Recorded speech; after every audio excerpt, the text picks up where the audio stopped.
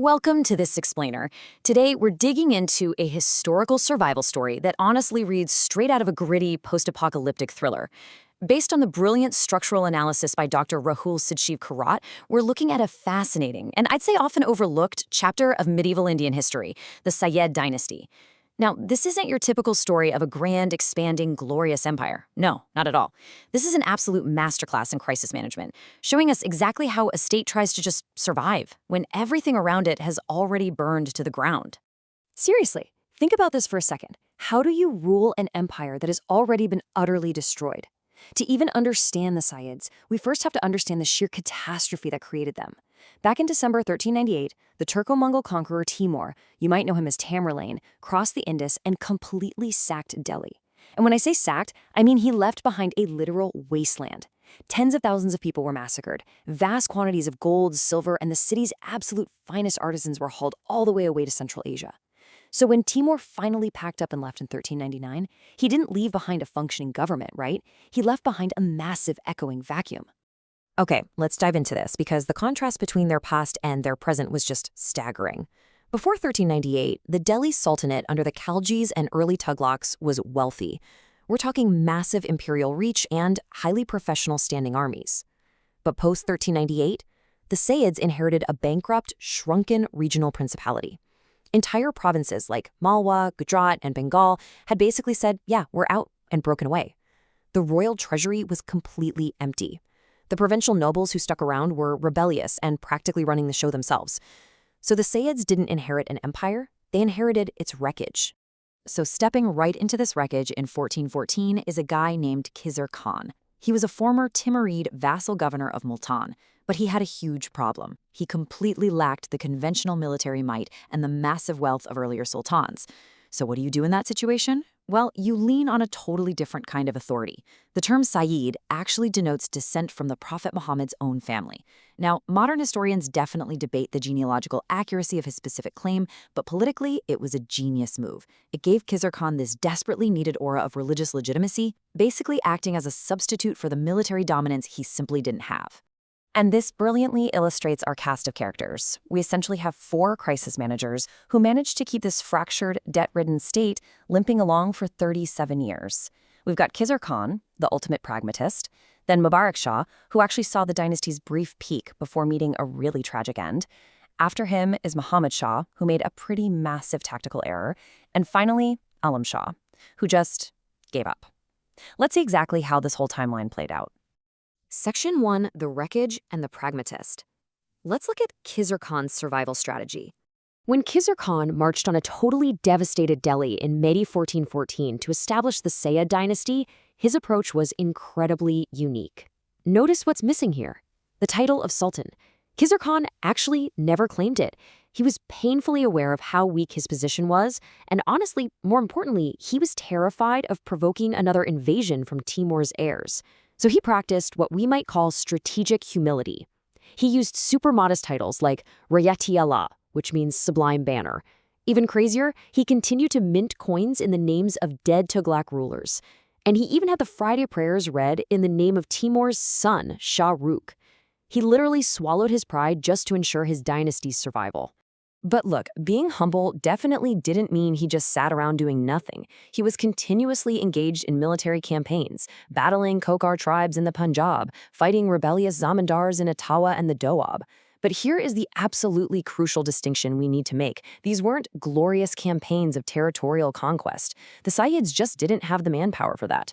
These were essentially violent debt collection drives. Khizr Khan had to march his army out season after season just to extract withheld rent and force some nominal obedience from these autonomous regional chiefs.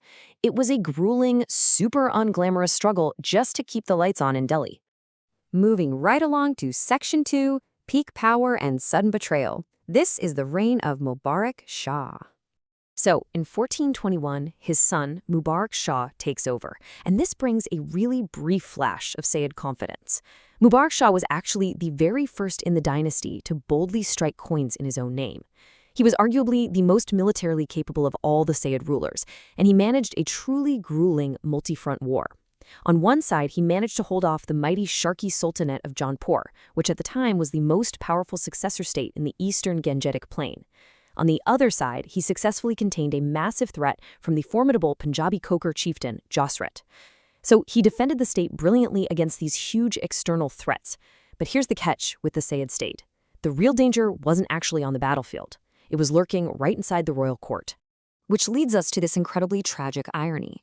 In February 1434, Mubarak Shah, the seasoned warrior who survived multiple brutal wars and actually stabilized the realm, was murdered. And not by an enemy king, no. He was assassinated by his own chief minister, his wazir, in direct collusion with his own nobles. This reveals a fundamental, honestly terrifying instability at the very heart of Sayyid governance. A sultan's authority depended entirely on this incredibly small circle of high nobles. If you crossed them, well, no amount of battlefield success could save you. Which brings us to Section 3, the fatal mistake and the whimper, or, essentially, how to lose an empire. I want you to imagine, just for a second, trying to manage a bankrupt company, but half of your board of directors is actively trying to assassinate you. That is exactly what the last two rulers faced. The aftermath of Mubarak Shah's assassination was pure, unadulterated chaos. We get the 1434 rebellion.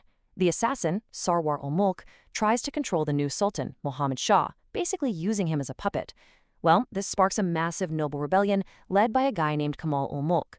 The whole thing devolves into a chaotic, multi-sided civil war that finally ends with the assassin being chopped down by the sultan's own bodyguards, followed by a 3-month siege of Delhi. While Muhammad Shah technically survived all this, the entire episode proved one glaring thing. Real power had completely shifted away from the throne and right into the hands of the leading emirs. The sultan was pretty much just a passenger at this point.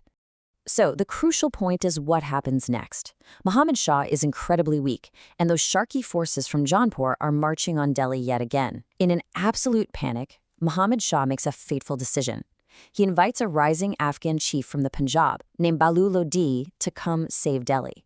Tactically, hey, it worked. Bahlul Lodi repelled the Sharqis. But strategically, it was an absolute disaster. Muhammad Shah handed massive military credibility and, frankly, massive leverage right over to the Afghans.